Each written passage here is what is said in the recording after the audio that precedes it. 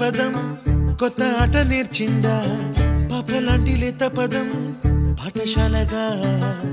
కూనలమ్మ జానపదం పల్లె దాటి వచ్చిందా చవళిల జానతనం పాట చూపగా కుంచెలో దాగే చిత్రాలు ఎదురొచ్చేలా